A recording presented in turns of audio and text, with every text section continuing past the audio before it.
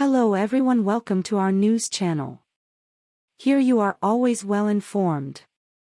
I ask you to please subscribe. Leave your like and thank you very much.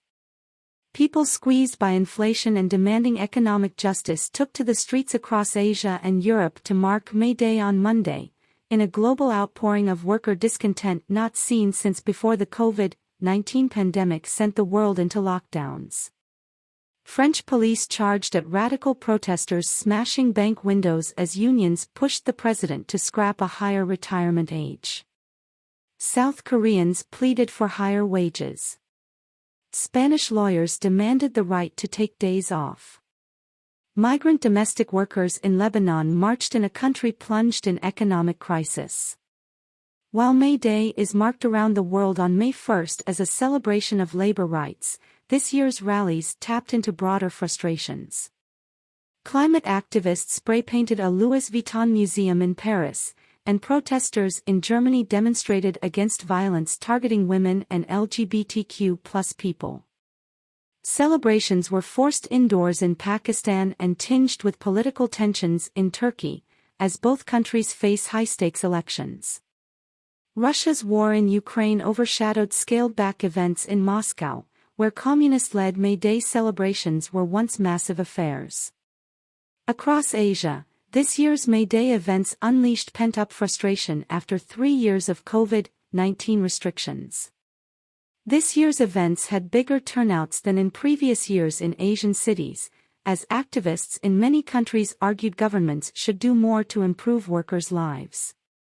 Across France, thousands marched in what unions hope are the country's biggest May Day demonstrations in years, mobilized against President Emmanuel Macron's recent move to raise the retirement age from 62 to 64. Organizers see the pension reform as a threat to hard-fought worker rights, while Macron argues it's economically necessary as the population ages.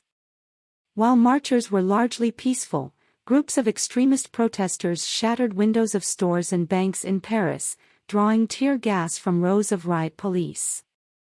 One was filmed dismantling a surveillance camera, and French police deployed drones exceptionally to film unrest, a move that has raised concerns among privacy defenders and activist groups.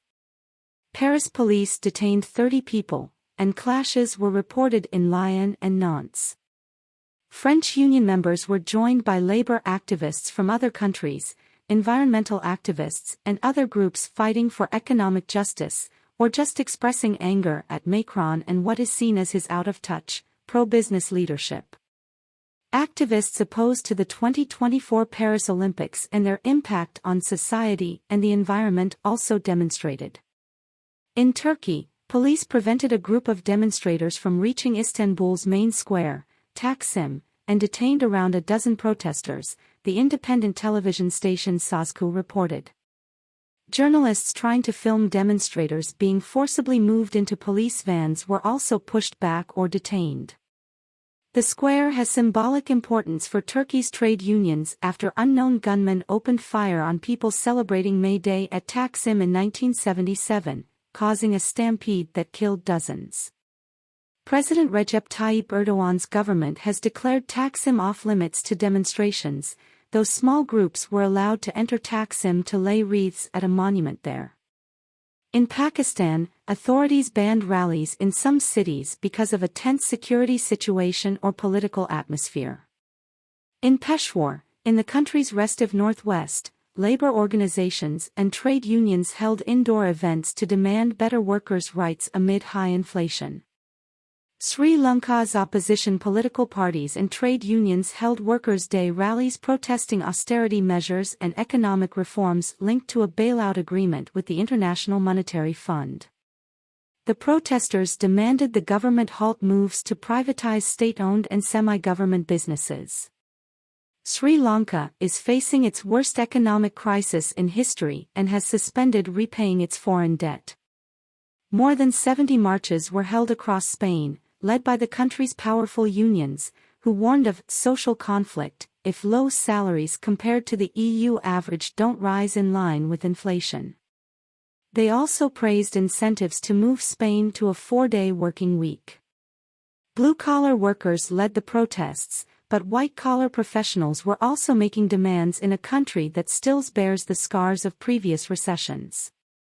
The illustrious College of Lawyers of Madrid urged reforms of historic laws that require them to be on call 365 days of the year, regardless of the death of family members or medical emergencies.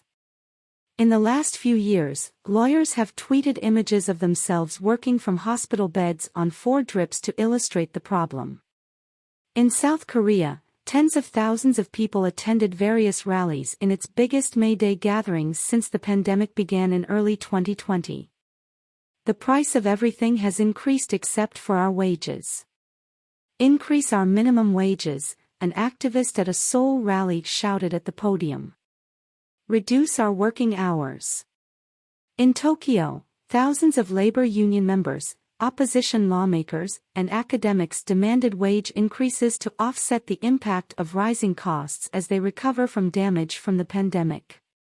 They criticized Japanese Prime Minister Fumio Kishida's plan to double the defense budget, and said the money should be spent on welfare, social security, and improving people's daily lives.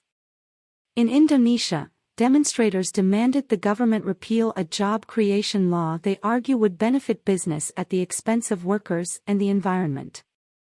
Job creation law must be repealed, protester Sriya Jeng said.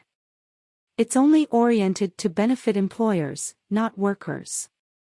In Taiwan, thousands of workers protested what they call the inadequacies of the self-ruled island's labor policies, putting pressure on the ruling party before the 2024 presidential election. Protests in Germany kicked off with a "Take Back the Night" rally organized by feminist and queer groups on the eve of May Day to protest against violence directed at women and LGBTQ+ people. Several thousand people took part in the march, which was largely peaceful despite occasional clashes between participants and police. Numerous further rallies by labor unions and leftist groups are planned in Germany on Monday. Italy's far-right premier, Giorgia Meloni, made a point of working on Monday, as her cabinet passed measures on Labor Day that it contends demonstrates concern for workers. But opposition lawmakers and union leaders said the measures do nothing to increase salaries or to combat the widespread practice of hiring workers on temporary contracts.